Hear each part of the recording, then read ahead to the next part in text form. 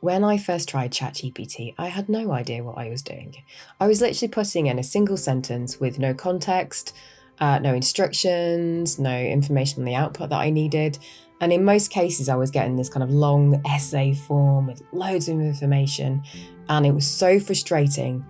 And I essentially I gave up and I ended up just going back to Google. But then curiosity got the better of me and I started studying it and practicing with it. And once I got it and I understood it, it has become my go-to tool and I use it probably most days. It's currently my favorite AI tool that I use. And it has really supercharged my productivity and my decision making in ways that I couldn't have ever imagined, really. So today I'm going to show you how to skip all the mistakes that I made so you can jump in and get started with ChatGPT today. We'll take a look at what ChatGPT is, how it works, and get you set up with your own personalized settings, which is very important. And we'll take a look at prompt engineering with some simple frameworks to get you started. First things first, what is ChatGPT? ChatGPT is a generative artificial intelligence chat box. So in simple terms, it's a tool that uses AI to answer your questions with a human-like response. And it's really designed to help you with everything and anything from brainstorming, going about your day, creative ideas and development, literally anything that you can think of. And think of it like a super smart assistant that's there 24 hours a day, 7 days a week. So how does it actually work? Let's use an analogy. Imagine an alien, yes, comes to Earth and decides they want to know about humans. So they plug themselves into the internet, they absorb all that information, and this is books and movies and all the conversations that are on there, music, everything. And then you can ask it anything. It will analyze it. It recognizes patterns in data to be able to come back and give you a response and give you answers. Now, it can hold all this information, whereas we can't. But what it can't do is it is not human. It can't respond like a human. It responds in a human-like manner, which is pleasant, friendly, polite, but it doesn't actually think like a human. And over time, this will certainly improve. The more we feed it, the more conversations and interactions we have with it, it is going to improve and it is going to have a better understanding of the human makeup, humor, irony. When we ask something that will actually mean something else, all these different things that make us human. It will start to understand more of that, and its responses will get better over time. But for that reason, you do need to be a little bit careful that you are asking it the right questions, and you can direct it to different places to get information from. If it's giving you some information and you're like, not sure about that, ask it where it's got its source. Ask what the sources are. It'll give you a list of where it's found that information, so that you know for sure that it's correct. Now, you can really start to see and understand the possibilities with this once you get a grasp on how to use it. And it doesn't take long. And some of the ways that people are using it, they're using it for inspiration, so brainstorming ideas, overcoming creative blocks maybe. In business, people are drafting emails, they're doing their social media on it, their calendars, helping them to write scripts. They are analyzing data on it. And then for personal life, people are potentially using it for planning holidays or finding recipes or learning new skills. The possibilities are endless, and that is why it's just so exciting. All right, guys, so you're going to go to chatgpt.com. You're going to be putting your email address, a password. It will send you a code to your email, which you'll pop in, and then it'll just ask for your name and date of birth. Whether you want to add your correct one or not is your choice. And so this brings you onto the main page, and this is super simple. You have this is where the magic happens. So this is where you put your input, your questions. On the left side here, you'll see each thread, each chat that you have is going to start lining up down here. And most importantly, we're going to go over to this top right corner here and just have a quick look in settings. You can have a look through this and change the most obvious things to however you want them. There's not a lot that you need to change, but you might want to, if you have some kind of profile online, a business online, you might want to just add your links to your domain, to your LinkedIn, to Twitter here, and then it has a better idea of who you are and how to communicate with you.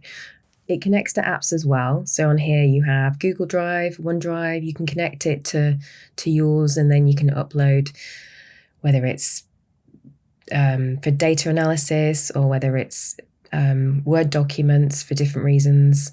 And if we go back, the most important thing that I would do is go into Customize Chat. This is where you're going to tell it who you are and how you want to respond, and it can tailor its responses accordingly. And, you can put in there, I only want bullet points, I only want tables, I only want short answers, or give me long answers. So just I've got some examples there which you can use, and I'll also pop I'll pop this in the description as well, so you have these. So the first thing is customize instructions. What would you like ChatGPT to know about you to provide a better response? So these are kind of like the basic things. So you put your name, location, profession, workplace, hobbies and interests, favorite subjects, favorite tools, goals, perhaps anything else that you can think of. Depending on how you'll use it, you might want to add certain bits of information and not others as well. Or if it's just a general kind of, you're going to be using it for every day for lots of different things, this is a really good place to start. Okay, so the next section is how would you like ChatGPT to respond? Now, for the sake of speed, on this occasion, I have literally asked ChatGPT what the top 15 instructions are that people put in here. So it's things like concise responses, detailed explanations, clarification, always asking a question if my query seems vague, personalised tone, formal and professional, visual formatting, action-oriented, critical thinking, challenge my assumptions and help me think critical about my questions, research-backed, provide responses based on credible sources and mention them where applicable, really important, empathetic responses, systematic approach, and the list goes on there. So that's the top 15 responses that people put in here. You can go and change this according to what you want. This is good just to kind of have a starting point, and then you can change it if you're a student versus maybe you're a doctor or maybe you're a housewife. You might want to put slightly different responses in here accordingly. And as I say, I will put all these in the description below so you can literally copy and paste, super simple. Before we dive into some examples, here's a few key tips. Firstly, prompts are what you put in, so how you're prompting ChatGPT.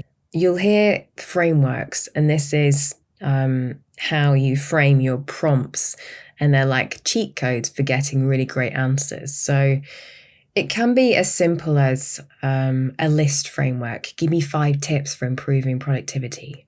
Or pros and cons framework. What are the pros and cons of moving to a new city? Or a step-by-step framework. So create a step-by-step plan for starting a new garden. So now let's look at ChatGPT in action with 2 real-life examples. Okay guys, so we're going to start with a framework called RACE. This is role, action, context, and expectation.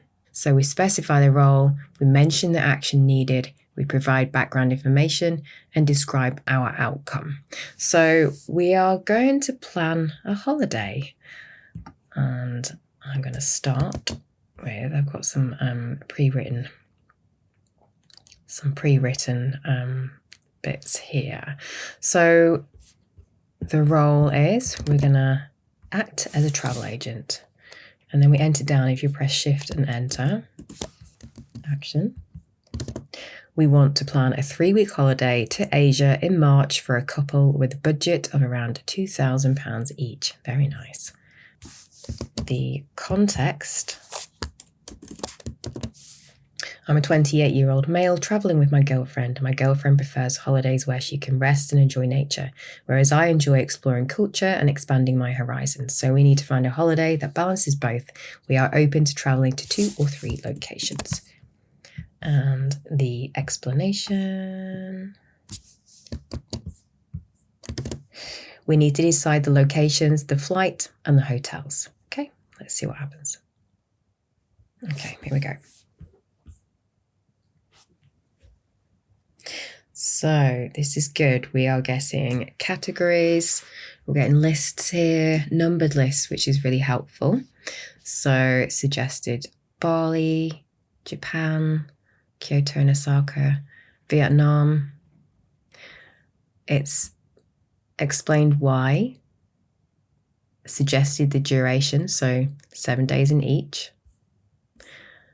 It's given some multi-city flight suggestions and the approximate cost per person. It suggested actual resorts there along with the cost, and it's done an itinerary highlights, and then we've got a budget breakdown here. So how long would that take you to research? Typically a long time. So next up, we're going to use a framework called RISE. So this is role, again, really important, the input, so the context and the instructions, the steps, and again, the execution, so describe the outcome. So we're going to start a new thread. I want you to act as a gardener. My input. We recently moved into a new home in Manchester, which has a small garden of around 40 foot by 20 foot. There are no trees or plants, it's just grass currently surrounded by a fence. We want to create a beautiful garden ready for the summer with flowers and a couple of trees, but we don't know where to start as we have no knowledge of gardening. And then we do steps. Please provide a step-by-step plan for us to action to achieve our goals and any tips. And finally, the execution. Detail the steps in a clear plan with timelines, anticipated costs, and suggested resources. So let's have a look. Okay. It's pretty quick. And you remember, because we've said to it in our customized instructions of how to respond, we have this really clear layout with the information. So it's super easy to follow. So it knows the date that we are. So it's now looking at planning February and March. It's given us the task, the tips, the cost of it, and the resources. Access to the garden, create a design, clear the grass and prep the soil, phase 2, planting, and the structure setup. This is great. And then maintenance, final touches, estimated total cost. That's less than I was expecting. And ongoing maintenance tips as well. So as you can see, the input that we give it really is everything. And you can go back and change this. You can start a new thread if you want to up here, or you can just go to the bottom and keep asking more questions, because no doubt there will be more once you get to this point. So there you have it. Super quick, super simple, and you can see how effective these frameworks are. And there's so many of them, and I'll pop quite a few in the description below to get you started. But the frameworks really help you to get the input right so that you get this level of output, which is brilliant, isn't it? Do copy and paste this into another document so you're not scrambling around trying to find information in all your different threads down here. It is just such a great tool for supercharging your productivity and saving you so much time. And there you have it, ChatGPT made simple and fun. And just remember, it really is about the information that you give it, and a little bit of context will get you amazing answers. And don't be afraid to question it, to cross-reference it if you need to, if it's something that's very important. So whether you're organising your holiday, or you're learning a new skill, or you're making a big life decision, ChatGPT can be your go-to tool. Thank you so much for watching. Please do let me know how you get on, and if you have any questions, just drop a comment below. I'm Lisa Cawthorne, and I'll see you soon.